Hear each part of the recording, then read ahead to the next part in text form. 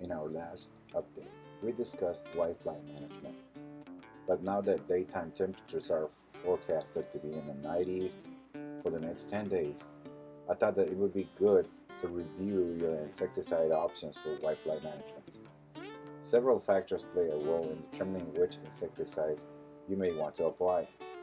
If the grower applied a neonicotinoid at planting, like imidacloprid, the soil residual is likely long gone and it is likely no longer providing control of nymphs and newly emerging adults.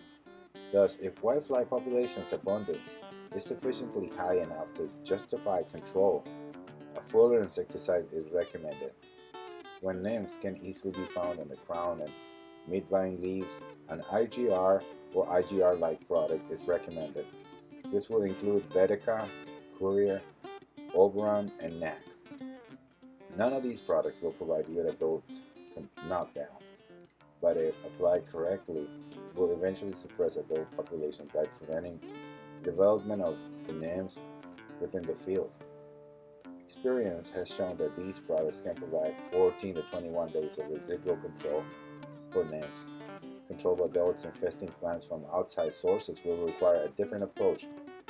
A bidate or lanate combined with a bifenthrin or dimethyl mixture is an option, but will likely only provide adult knockdown with limited residual control, 3 to 5 days.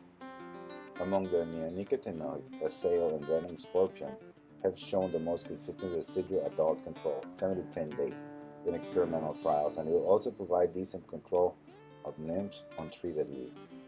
Because neonicotinoids are used on many crops grown throughout the year, be sure to consider resistant management statements on the label as well as the University of Arizona cross-commodity guidelines before you apply them. A newer mode of action, Exeril, anthrillic diamide, can provide knockdown or residual control 14 days of both adults and nymphs following foliar application.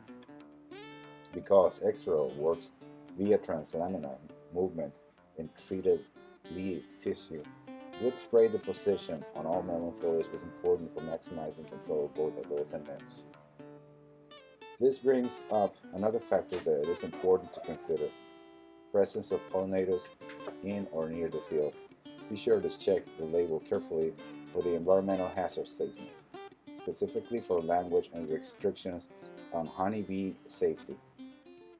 In some cases, products can be used effectively and safely throughout application timing and rates, whereas in other cases, some products should not be used when plants are flowering and pollinators are actively working fields. You must read the label carefully. The proximity to harvest may limit your choices as well. Post-harvest intervals for whitefly products vary anywhere from 0 to 7 days. Also, the presence of worms near harvest may influence your choice of products. If you're using a whitefly-specific product like Courier, Oberon, NAC, Asail, or Venom Scorpion, you might consider adding a pyrethroid for cabbage looper control or a LEP material like Radiant, Intrepid, Couragen, Belt for control of both looper and beet armyworm. Products such as Vedica and Exeril are efficacious against both whiteflies and LEP species.